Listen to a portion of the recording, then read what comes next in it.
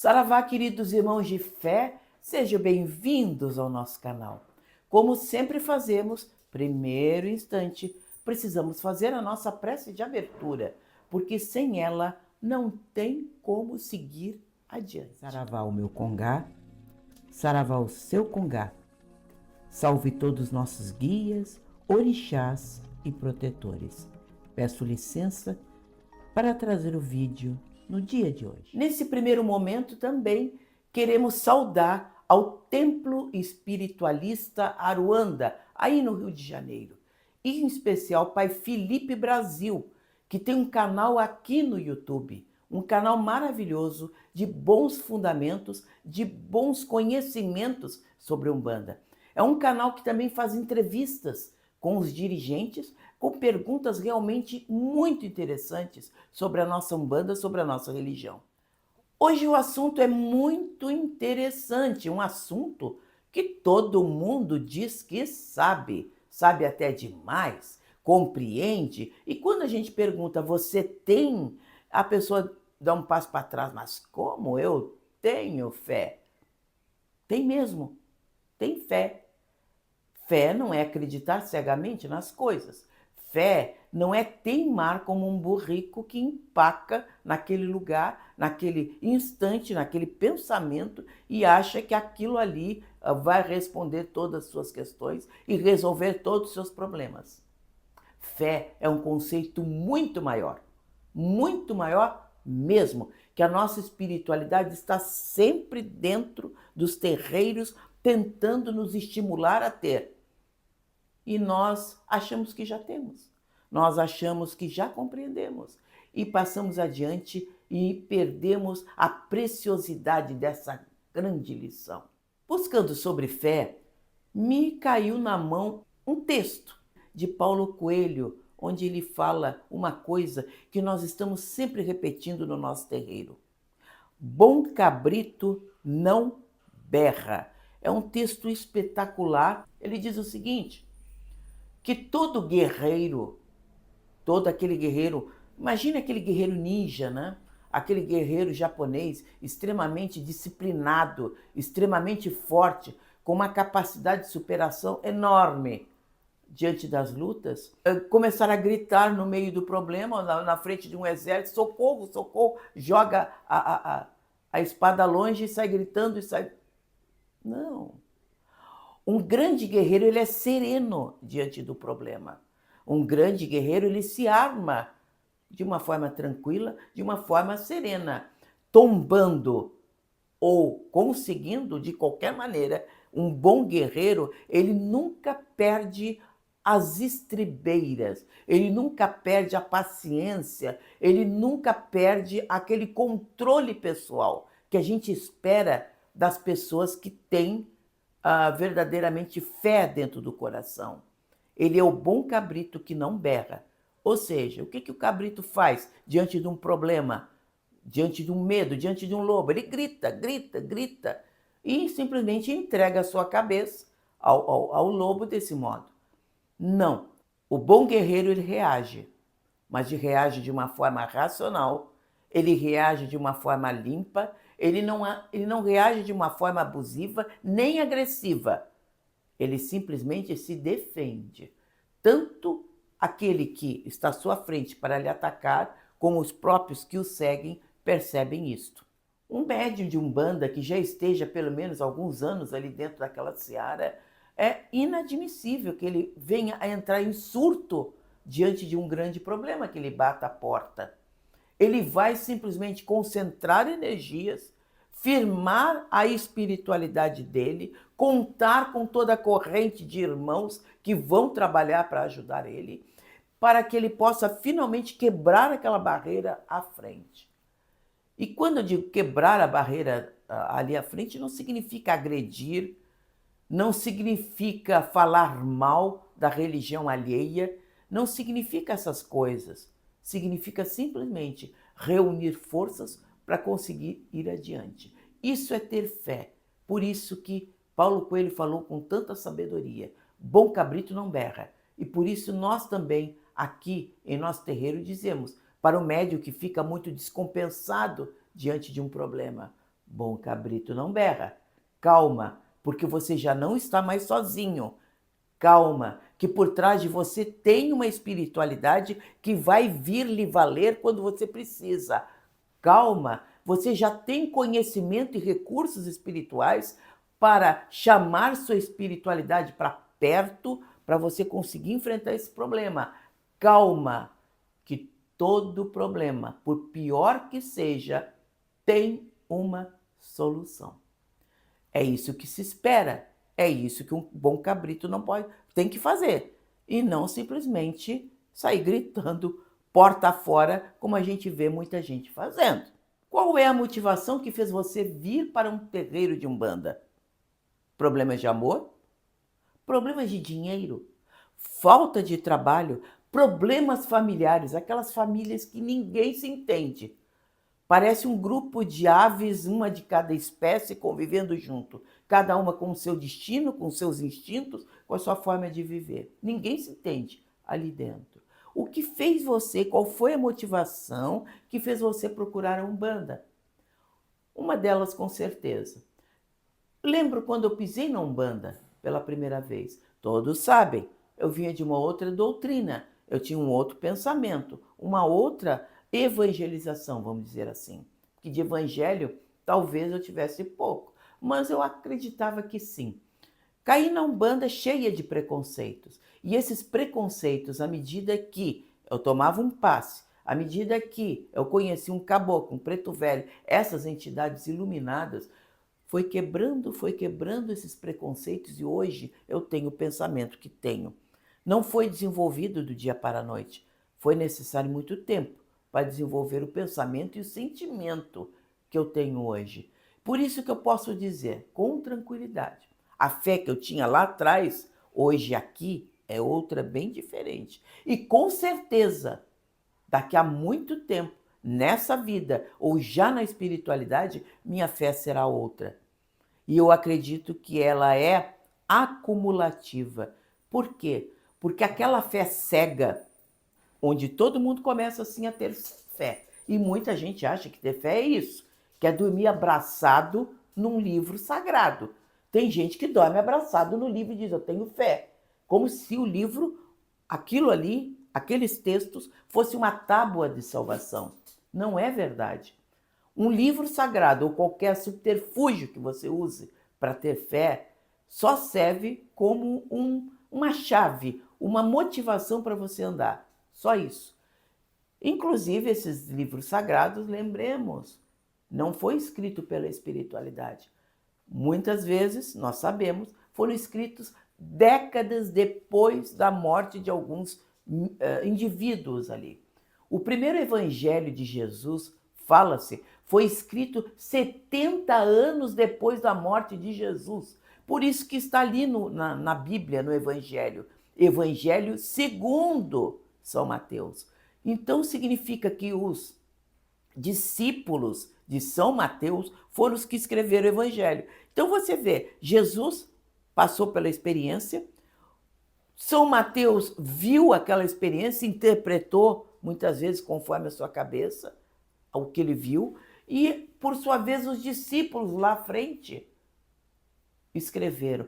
Você vê o que pode ser mudado em 70 anos de relatos, porque naquela época a escrita era um pouco rara. 70 anos depois, como muita coisa pode ter sido modificada. E mais, passou por concílios e concílios e traduções. O próprio São Jerônimo fez a tradução do grego para o latim, a famosa Vulgata, que é o que serve de base para o Novo Testamento hoje na Bíblia. Então vocês veem como as coisas caminharam. Agora, eu cito muitas vezes o Evangelho, como eu vou citar hoje, sobre fé, porque há umas passagens espetaculares que nos ajudam realmente a meditar sobre o problema da questão da fé e que vale a pena a gente reler, ler e tomar para si as lições preciosas. Mas isso significa uma reflexão, uma meditação sobre o que nós ouvimos e lemos, e não seguir à risca aquilo. Muitos desses fanáticos religiosos, chamamos assim, porque não raciocinam, só gritam: Senhor, Senhor, Jesus, meu Senhor Jesus vai pagar as minhas contas, meu Senhor Jesus vai fazer eu trabalhar, meu Senhor Jesus vai fazer tudo por mim, vai viver por mim, meu Senhor Jesus vai me dar força para eu destruir todas as pessoas que não pertençam à minha religião. Talvez até a minha igreja, porque ele já não respeita nem as outras igrejas iguais a dele. Ele quer acabar com todas as igrejas à volta para que todos sigam apenas a dele, porque só a dele é certa, só ele pensa corretamente, só ele tem toda a verdade. E dorme, como eu digo, abraçado no livro sagrado. Isso não é ter fé, isso é ter fé cega. Isso talvez seja o primeiro passo para a gente entender o que é fé, mas está longe de ter fé. Pior são essas pessoas que acabam perseguindo os colegas de trabalho, os colegas de estudo, enfim, até os familiares, porque não têm a mesma fé que ele, não comungam da mesma igreja. E são perseguidos, são malhados, e simplesmente tornam a vida dessas pessoas um desespero só, para não usar aquela palavra, um desespero só no trabalho, muitas vezes obrigando essas pessoas a saírem do trabalho, pedirem demissão. E eles ficam felizes dizendo, menos um que não vai estar dentro da minha igreja e da minha religião. Isso é cristão? Claro que não é. Eu não sei em que evangelho essas pessoas se baseiam, em que evangelho elas leem, porque é um absurdo uma coisa dessas. O próprio Jesus nos falou em Mateus, capítulo 7, versículos 21. Nem todo que me diz Senhor, Senhor entrará no reino dos céus, mas aquele que faz a vontade de meu Pai que está nos céus. Palavra de Jesus. Nem todo mundo que fica gritando Senhor, Senhor vai entrar. Isso não é fé. Nunca foi. Mas aquele que faz a vontade de meu Pai que está nos céus. Quando você compreende isso, você passa a perceber que você não necessariamente tem que pertencer àquela religião. Você pode até ser um ateu, um agnóstico até.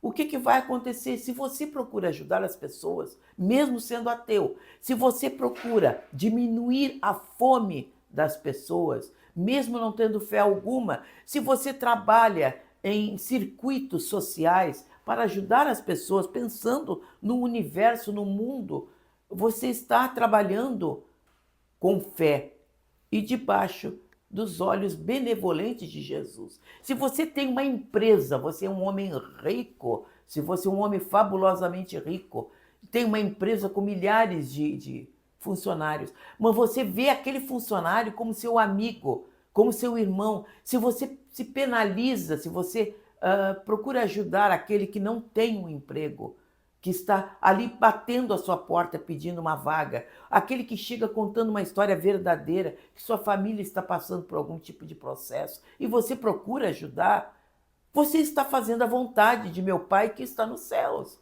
Muito mais do que aquele que grita, Senhor, Senhor, e não tem aquilo que tanto eles falam. Falta de obras. Esse que não tem obra alguma, esse não tem fé alguma, esse não acredita em Deus, esse não vai além. Por isso que é tão importante a gente ler o Evangelho e procurar compreender a beleza que ele traz. E não só ler como um papagaio, usar só aquelas passagens que podem humilhar ou reduzir uma pessoa ao seu lado, ao seu favor. São pessoas, eu acredito, que têm algum tipo de problema. Eu acredito que sim. Porque uma pessoa que fica ali empenhada em reduzir, magoar, em pisar um irmão ao seu lado, tem problemas. Não é verdade? Falo também uma outra passagem de Jesus sobre fé. Uma das passagens mais lindas que existe dentro do Evangelho.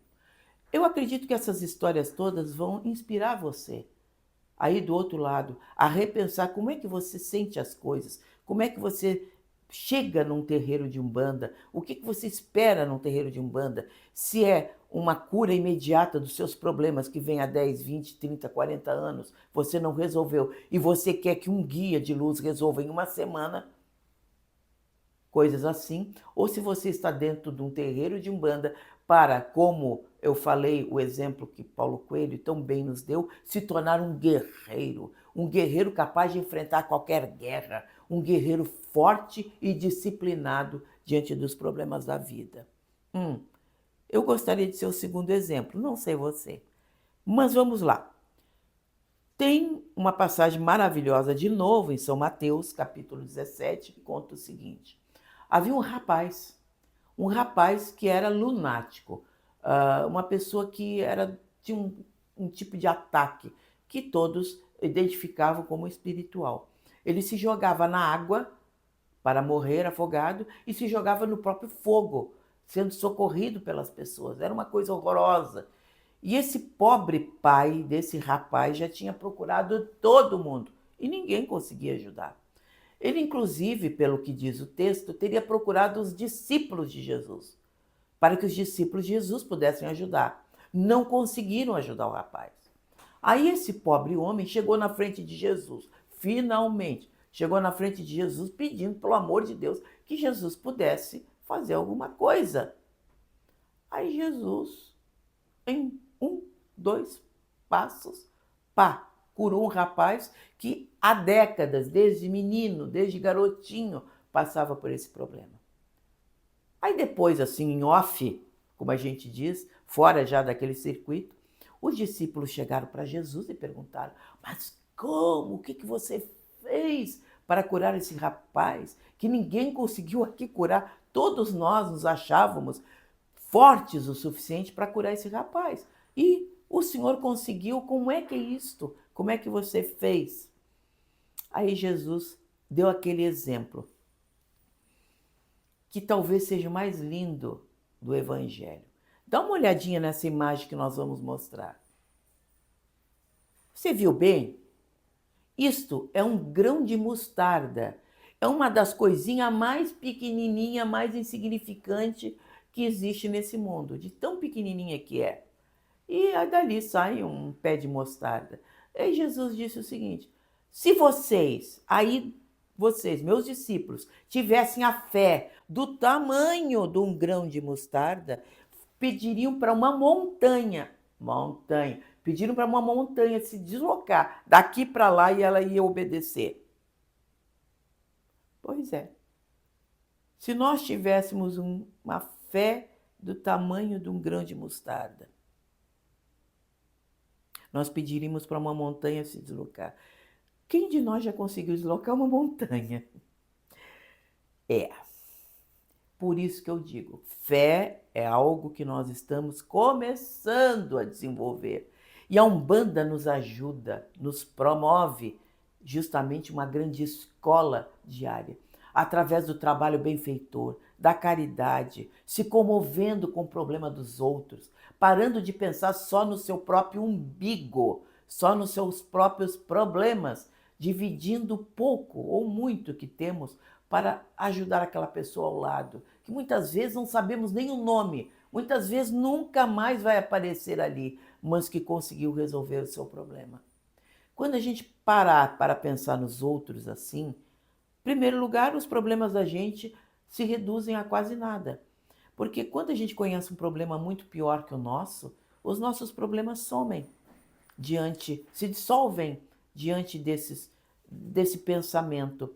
E também, quando nós conseguimos lidar melhor com a nossa espiritualidade, ouvindo os nossos guias com mais sabedoria, com mais tranquilidade, entendendo que é um trabalho de aperfeiçoamento diário, como eu falei, o próprio exemplo de Paulo Coelho, que é uma maravilha, aquele guerreiro que diariamente se exercita, que diariamente usa a sua lâmina, se preparando para uma grande batalha. Toda essa luta interior nossa, um dia vai nos fazer ter fé. Eu ainda não tenho a fé do tamanho de um grão de mostarda. Mas um dia eu vou dizer: montanha, sai daí e vem para cá. E ela vai me obedecer. Até lá, Sou uma oficina de fé. Sou uma oficina onde os meus guias trabalham todos os dias para me ajudar muito a me aperfeiçoar.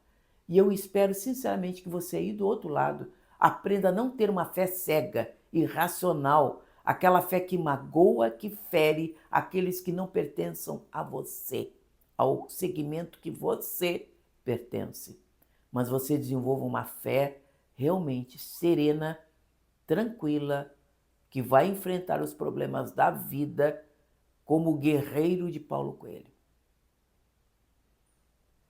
Deixo com você meditar sobre esse assunto maravilhoso, que não terminou aqui não. Tem muito mais coisa importante a conversar. Mas agora nós vamos para o nosso querido, amantíssimo, iluminado Minuto Mandinga, onde nós vamos falar de ervas, o principal axé de nossa Umbanda.